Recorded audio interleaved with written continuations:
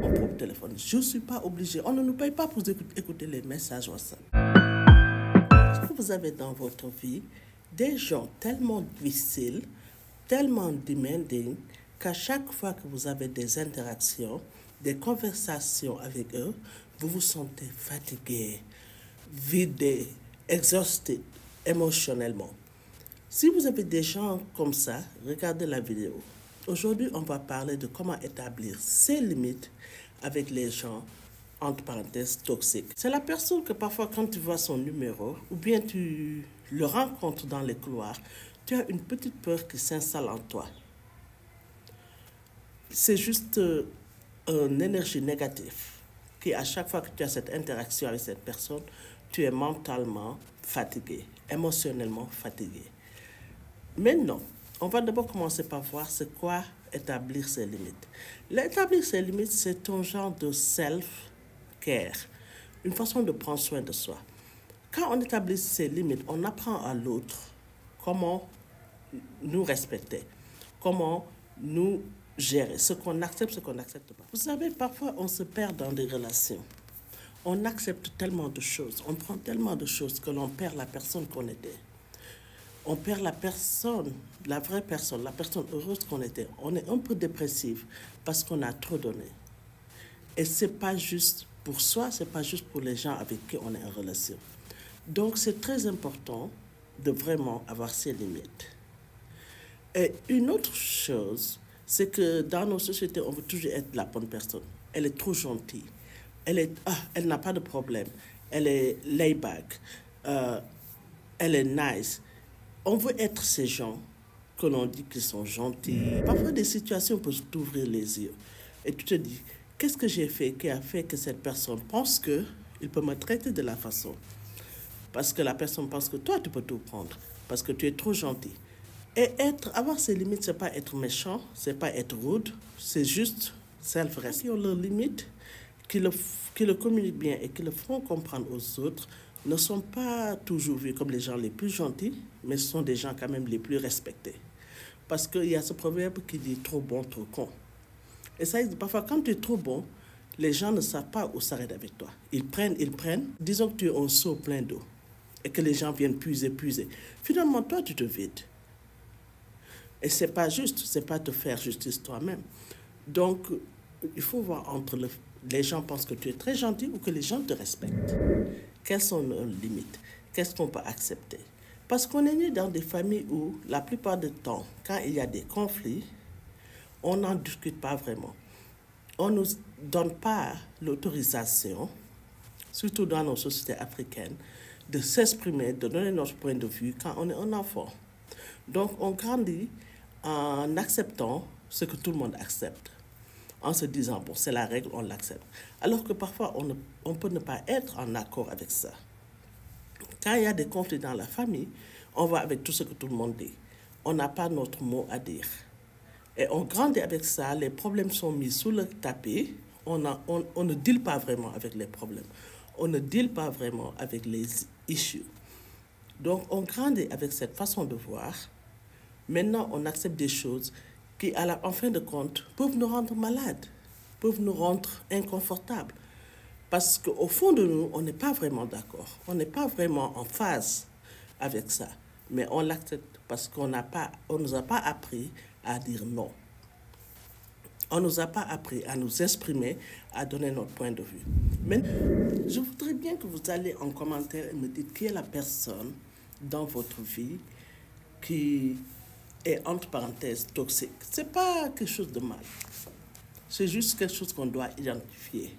Qui est cette personne que quand on voit son numéro sur notre téléphone, on répond parce qu'on se dit qu'on doit répondre, mais on sait déjà que ça ne va pas être confortable. Quelle que soit la conversation, on n'a pas besoin d'être en conflit avec eux, mais il y a cette forme de contrôle, de manipulation qu'ils ont sur nous, ce pouvoir qu'ils ont sur nous, qui rend la conversation, quelle qu'elle soit, très inconfortable et nous laisse épuiser mentalement. Dites-moi en commentaire et n'oubliez pas d'aimer et de vous abonner sur la chaîne. Imposer ses limites n'est pas facile. Ce n'est pas un task, ce n'est pas quelque chose de facile. Parce que c'est plus facile de faire ce qu'on a toujours fait, c'est-à-dire de give up, de leur redonner le pouvoir, se dire c'est pas la peine. C'est pas la peine d'entrer en conflit avec cette personne. Je vais juste l'écouter, je vais juste accepter, je vais juste souffrir en silence parce que c'est plus facile que d'entrer en confrontation avec cette personne. Parce que les gens comme ça sont très, très manipulatifs. C'est presque des narcissistes. Ils sont très manipulatifs, ils sont très contrôlants et ils peuvent changer les choses. Ils peuvent te faire sentir que c'est toi qui as tort, c'est toi qui es coupable. Dans des situations comme ça, il faut changer un peu le narratif. Moi, j'ai jamais compris les gens qui pleurent ou bien qui sont très tristes après un message WhatsApp. Quelqu'un m'a envoyé un message, il m'a insulté dessus, il m'a dit du n'importe quoi, et maintenant on est triste. J'ai jamais compris ça. Parce que si c'est mon téléphone, si c'est ma facture, c'est moi qui paye mon téléphone, je ne suis pas obligé d'écouter le message. Moi, personnellement, ma règle est que chaque message WhatsApp, j'écoute les 10 premières secondes. Si le message semble être quelque chose de positif, je continue d'écouter. Si le ton du message ne me plaît pas, je ne suis pas obligé d'écouter. Parce que toi, tu ne vas pas m'envoyer un message et rester chez toi, dans ton coin, et moi, je vais rester là à pleurer et avoir mal au cœur. Alors que c'est mon propre téléphone. Je ne suis pas obligé. On ne nous paye pas pour écouter les messages WhatsApp. Si vous sentez que le message va dans une direction que vous n'aimez pas, qui va vous faire sentir mal, mais vous n'êtes pas obligé d'écouter. Je me rappelle il y a quelque temps, il y a une personne qui m'a appelé, il m'a dit, je t'ai laissé un message. Oh, on parlait de quelque chose. Il m'a dit, pourtant je te l'ai dit en message. Je dis, oh, le dernier message que tu m'as envoyé, la personne me dit oui. Je dis, oh, je n'ai pas écouté jusqu'à la fin. Parce que quand j'ai commencé à écouter, je n'aimais pas trop le ton de la conversation, donc je n'ai pas fini le message. La personne m'a dit, oh, je dis, yeah. Moi, je n'écoute pas les messages si je n'aime pas la direction où va ce message. Je suis désolée. Et je te le dis clairement. Donc, je dis à cette personne, je n'ai pas écouté vraiment le message. Parce que je sentais que quand tu m'as envoyé ce message, tu n'étais pas dans le meilleur des, comment ça, mood, dans le meilleur des conditions. Donc, je me disais que ce n'était pas un message constructif, donc je n'ai pas écouté. Très simple. Donc, je commence. Non, disons que la personne vous appelle au téléphone directement, vous appelle et vous commencez à avoir une conversation. Mais la conversation n'est pas vraiment respectueuse. Et la personne de l'autre côté du téléphone commence à crier, à se fâcher. La façon la plus simple, moi, la façon que j'applique, c'est de te dire carrément, je suis désolée, mais je vois que tu es émotionnellement pas en mesure d'avoir une conversation constructive. Donc, je vais devoir raccrocher et plus tard, on se recapte. Parce que là, puisqu'on commence à crier, il n'y aura pas une conversation constructive. Je le dis carrément et je raccroche. Avec tout le respect. Ça peut être n'importe qui. Je te dis carrément, je suis désolée, mais je vois que tu es dans une condition émotionnelle qui ne te permet pas d'avoir une conversation rationnelle. Et je vais devoir couper avant que ça empire. On va se capter plus tard. Et je coupe. Et quand je coupe, j'éteins mon téléphone. Parce que je suis sûre que la personne va rappeler, parce qu'il a envie de dire ce qu'il a envie de dire. Mais je ne suis pas obligée d'écouter. Parce que je n'ai pas envie d'écouter quelqu'un m'insulter ou me manquer de respect. Et si vous faites ça après 24 heures, vous pouvez rappeler la personne, ou la personne va vous rappeler, et tous les gens seront plus calmes. Et là, vous pouvez avoir une conversation un peu plus rationnelle, un peu plus claire. Ça, c'est déjà un. Si vous travaillez avec la personne, ou bien que vous habitez avec la personne et que c'est très difficile de s'éviter, la façon de gérer ces conflits, c'est qu'on ne gère pas les conflits quand on est fâché. Moi, dès que la conversation commence à avoir des insultes, des cris dessus, je permets à personne de me crier dessus. Donc, quand la conversation commence à avoir, les gens commencent à élever la voix, à utiliser des mots peu respectueux, soit je quitte la pièce dans laquelle on était, je ne veux quelque part d'autre. Si la personne a le culot de vous suivre, vous sortez de la maison et vous allez vous promener. Vous lui donnez le temps de se calmer. Mais vous n'êtes pas obligé d'accepter le manque de respect ou d'accepter les insultes. C'est des limites qu'il faut établir pour soi-même. Bien sûr, le même respect que vous donnez aux autres, que vous espérez que les autres vous donnent, vous aussi vous devez le donner. Si vous ne voulez pas que les gens vous manquent de respect, vous ne pouvez pas manquer de respect aux gens. Si vous ne voulez pas que les gens vous insultent, vous ne pouvez pas insulter les gens. Donc c'est quelque chose que d'abord vous allez donner aux gens et les gens vous le ramènent. Donc si tu as rendez-vous avec quelqu'un dans un restaurant ou quelque part à 10 heures et que cette personne arrive à 11 heures, il y a problème. Il y a un manque de respect pour ton temps, il y a un manque de respect pour toi-même, parce que là tu es à attendre pendant 1 heure et quelques. Tu dois établir tes limites à ce que les gens respectent ton temps. Moi, ce que je fais, c'est que si on a rendez-vous, disons, en restaurant avec des amis et qu'on doit manger à 10 heures, je te donne 15 minutes. 10 heures, 10h15, je commande et je commence à manger. Parce que ce que la personne va faire, c'est que la personne va venir, et c'est ce qu'on fait, nous, en général, on est passif-agressif. On va s'asseoir, on est fâché, parce qu'on est là toute seule pendant 1 heure de temps.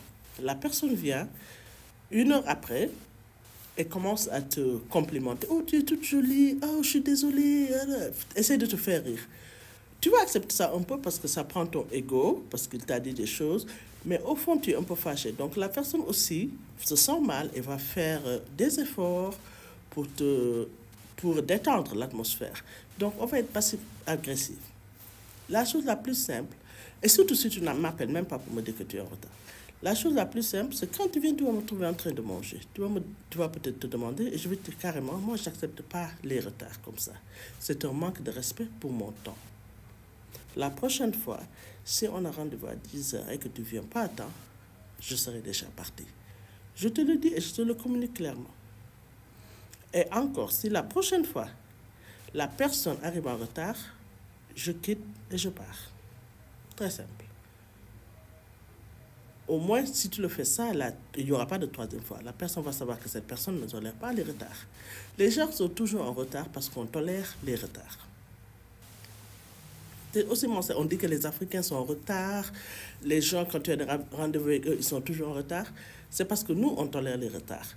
Parfois, c'est un peu plus difficile si c'est vous, par exemple, vous avez rendez-vous dans le bureau de quelqu'un, c'est vous qui avez besoin de lui. Et que vous arrivez à l'heure et la personne avec qui vous avez rendez-vous n'arrive pas à l'heure. Si c'est un business deal, c'est vraiment pas la personne avec qui je veux faire business. Désolé, mais ce n'est pas la personne avec qui je veux faire business. C'est la personne qui ne respecte pas mon temps. Si tu ne respectes pas mon temps, tu ne vas pas respecter notre contrat, tu ne vas pas respecter le business qu'on va faire ensemble. Donc, ce issue de temps doit être communiqué et communiqué clairement. L'autre façon aussi d'établir ces limites, c'est d'avoir des conversations claires et précises avec la personne sur ce que l'on accepte. Un autre problème, c'est qu'il y a des gens, surtout en Afrique, dans nos cultures, qui aiment venir chez les gens à l'improviste. Bizarrement, ce que j'ai jamais compris aussi, c'est que les gens vont jusqu'à mentir pour protéger le feeling de la personne qui est venue à l'improviste. Par exemple, quelqu'un va venir chez vous, sonner à l'improviste, et vous allez dire à quelqu'un, dites-lui que je ne suis pas là, alors que vous êtes bien là. C'est un mensonge. Mais vous mentez pour mettre cette personne à l'aise, parce que vous ne voulez pas lui dire la vérité. Cette personne qui ne vous a pas respecté assez pour vous dire qu'il venait chez vous. Cette personne qui est venue à l'improviste, vous allez essayer de protéger son feeling, et en faisant ça, vous allez mentir. Non. Tu viens chez moi, je peux même te parler carrément et te dire, si je n'ai pas envie de descendre, mais si j'ai vraiment, je peux venir te dire en face, je suis désolé, mais je ne reçois pas aujourd'hui, je suis fatigué. Très simple. Ou tu dis à la personne qui vient vous dire quelqu'un te cherche, dites-lui que je ne suis pas disponible, qu'il m'appelle et on va prendre un rendez-vous pour se voir. Être gentil, ce n'est pas être un menteur. Être gentil, ce n'est pas être un menteur. Être nice, ce n'est pas la même chose que être truthful. Et on doit être truthful. Donc, dire la vérité, tu te rends service et tu rends service à l'autre. Parce que l'autre sait que la prochaine fois, avant de venir chez toi, il est mieux de t'appeler. Et on se dit, bon, et si cette personne est une membre de notre famille à qui on ne peut pas dire non? Mais moi, je crois que si on ne peut pas être honnête avec ses propres membres de la famille, il y a un problème. C'est avec ces gens-là qu'on doit être plus honnête, que l'on doit être plus ouvert. Si tu arrives à un point où tu ne peux pas dire la vérité aux membres de ta famille, il y a des problèmes. Je te dis carrément, même si tu es au salon et que je t'appelle ton téléphone, je suis désolée, Mais là, je suis très fatiguée, j'ai envie de me reposer. On se capte. C'est que pour beaucoup, c'est pas simple. C'est pas aussi simple que ça. Mais c'est un trait de caractère à cultiver. Et je vous dis, vous le faites une ou deux fois, la personne apprend comment vous gérer. C'est qu'avec vous, ça ne marche pas. C'est qu'avec vous, il faut une autre façon de voir. Mais nous, on fait ça pour les autres. Par exemple, si on a un blanc, on sait qu'on ne peut pas venir juste chez lui. On l'appelle. Parce quoi? Parce que le blanc nous a appris que si tu viens chez moi à l'improviste, je ne t'accepte pas. Je ne vais pas te recevoir. Mais quand c'est entre nous, ça devient plus compliqué. Mais de la même façon qu'il respecte cette personne, on peut se faire respecter de la même façon en juste établissant des lines. Is not, will they like me? Confidence is, I will be okay if they don't like me. You have to be okay if people don't like you. Tu dois être okay si les gens n'aiment pas ta façon de faire. On n'est pas pour tout le monde. On ne peut pas être l'ami de tout le monde. On ne peut pas être pour tout le monde. Mais les gens qu'on a et qui nous acceptent, ils acceptent ce qu'on fait et ils acceptent comment on le fait et ils nous aiment comme ça. Donc, le problème, c'est d'essayer de plaire à tout le monde. On ne peut pas plaire à tout le monde. Mieux vaut avoir un petit cercle de gens à qui on peut faire confiance, qui nous aiment et nous respectent, que d'être aimé par tout le monde et en fait ne pas être aimé par personne. Ou bien être aimé par tout le monde, mais ne pas être respecté par personne. Parce que les gens te prennent comme un palier, je ne sais pas encore, comme une... Comment on dit ça encore? They can step over you. Everything goes with you. You accept everything. Pour moi, ce n'est pas une façon de vivre.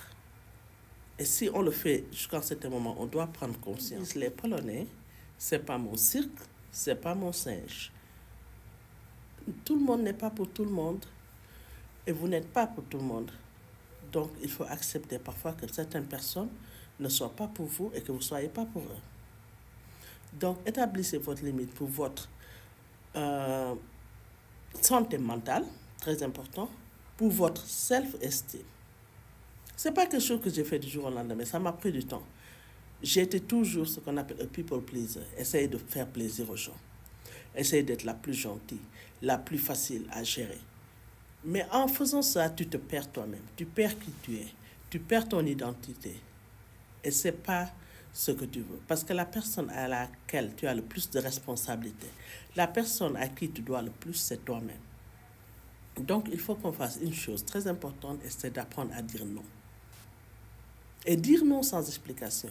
On n'a pas à devoir des explications à tout le monde. Et ça, c'est un autre point. Beaucoup de gens, parce que quand tu dis non, tu dois expliquer pourquoi tu dis non. Parfois, tu dis non et tu n'as pas à devoir expliquer ton non. Tu ne dois pas une explication à tout le monde. Tu dis non parce que tu dis non. Quelqu'un peut venir te dire, tu peux me prêter quelque chose? Tu dis non. Non, je ne peux pas, malheureusement. La personne va savoir ce que tu lui expliques. Pourquoi? Mais parce que tu n'as pas envie. Mais tu n'as pas à l'expliquer, tu dis juste non parce que c'est non. C'est très simple. Donc, il faut qu'on apprenne à dire non et à gérer nos limites. C'est quelque chose à pratiquer, c'est quelque chose à cultiver. Et encore une fois, ce n'est pas facile, mais c'est possible. Un autre point que je veux faire, c'est qu'il ne faut pas confondre établir ses limites à être impoli ou à être vulgaire. Vous pouvez élégamment, poliment, avec les mots que vous choisissez, la façon dont vous présentez, établir vos limites, sans pour autant manquer de respect à qui que ce soit. And the beautiful thing, ce qui est vraiment génial dans tout ça, c'est que tu n'as pas besoin d'être méchante, d'être arrogante, d'insulter, d'être nasty pour mettre tes limites. Tu peux mettre tes limites en étant élégante, calme, parler avec les gens avec du respect. Parce que la façon dont tu te présentes est très importante.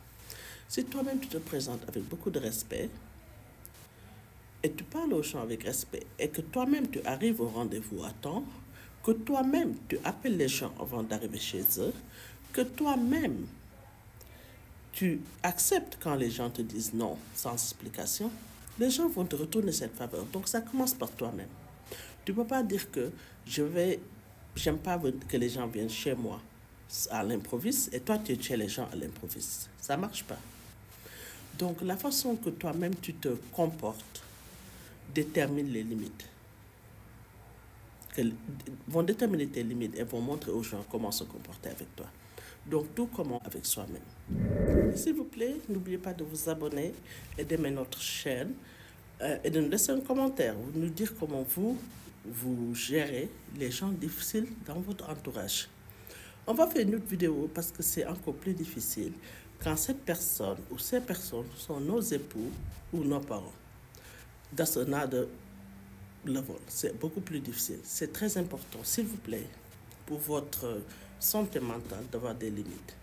J'espère que cette vidéo vous a été bénéfique et qu'au moins vous avez appris une chose.